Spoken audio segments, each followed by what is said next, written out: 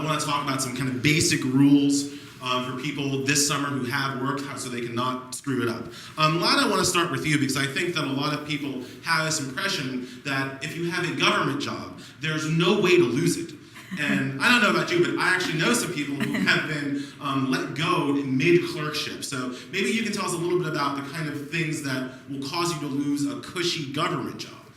Well, it is a little bit different in terms of summer employment versus permanent employment. Once you're a permanent employee, you may be protected by various civil service rules. There may be there's Second Circuit case law, but what I sort of, as someone who had a blog on the side while I was a federal prosecutor, I know a little bit about that. But that's sort of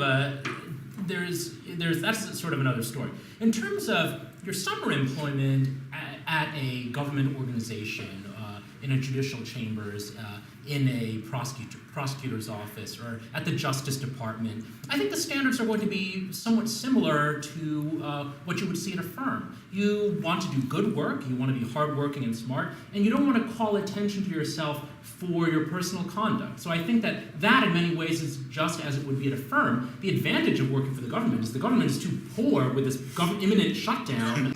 Maybe by the time viewers see this, maybe this will have been averted, but the government's too poor to ply you with large amounts of alcohol, unlike the law firms. So if you have to try harder to lose your government summer job than your law firm job.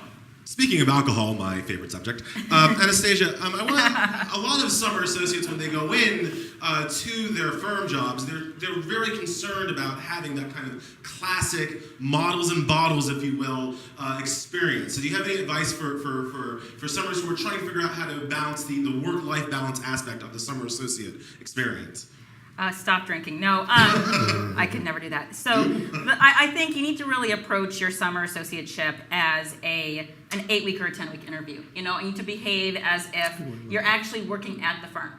So you have two responsibilities. You have to work really, really hard, and you have to work really hard on the actual socializing aspect. And I was talking to a colleague about this today, and I think comes down to these. It's almost like a little test for you to see if you can be a good business developer and a good attorney going forward, because the partners in the firm and the associates that you're dealing with are going to be they're your internal clients. And you have to show them that you can both work really hard, go out, and be competent when you go out. You're not slurring your words. You're able to have a normal conversation. You're not socially awkward.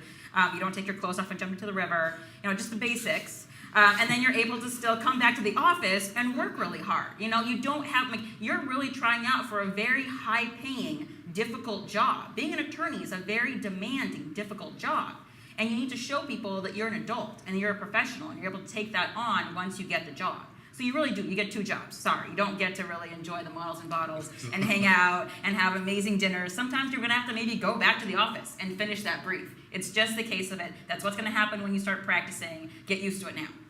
King, so I'm back in the office. I'm trying to finish the brief, and I just don't know what I'm doing because perhaps my law school has not prepared me at the level that they should have for what they're charging me. What do I do at that point? Because it's a big question from our readers. At that point, do you kind of stay there all night just trying to do the very best you can, or do you throw up your hands and say, hey, I need some help. Can somebody help me out with this? Well, if you're alone, you're going to keep working until it's done right, hopefully. Or wrong, until it's done. Until it's done. Until it's done, one way or the other. I think most firms now have implemented significant mentor programs. Yeah. I mean, it's not, and in some ways, it's because of the economy and client demands. Firms want to bring law students and junior lawyers up to speed as fast as possible to make it appropriate to be able to build them out to clients and make money off of them. So you do have, much more so than when I got out of law school, mentor programs that are put in place. Just as an example, and I'm sure others have different experiences, or maybe similar experiences, but we have a partner mentor and a couple of different associate mentors.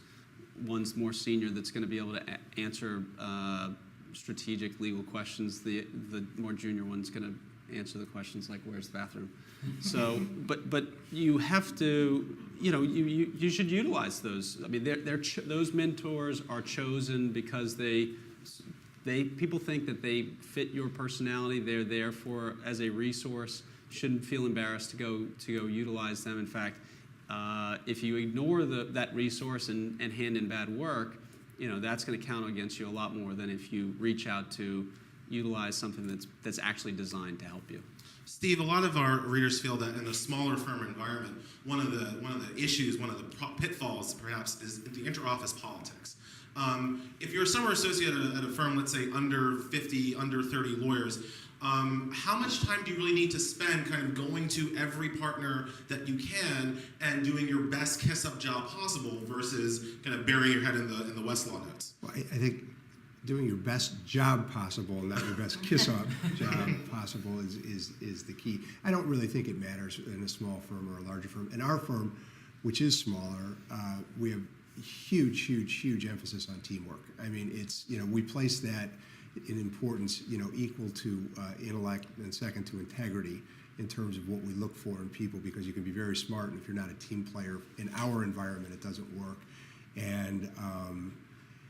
And so I would say, if you're in a small firm, with most other small firms, I mean, I guess if they're doing different types of work and you've got different partners sort of with isolated practices, which is not our case, then maybe you need to kind of get around to see people. But, I think related to that, and back a little bit to something that Anastasia was saying earlier, at these social events, and generally throughout the summer, I think that it's incumbent upon you to be smart enough to be strategic and to say, I understand that these 5 people are important to the hiring decision, whatever it might be, a hiring committee or whatever, without being a suck-up, but being somebody that at least is smart enough to say to themselves, you know what, it's important that this person understand that I can carry a conversation, that I do have intelligent thoughts that come out of my mouth, that I'm able to, not, view this as, quarter beer night.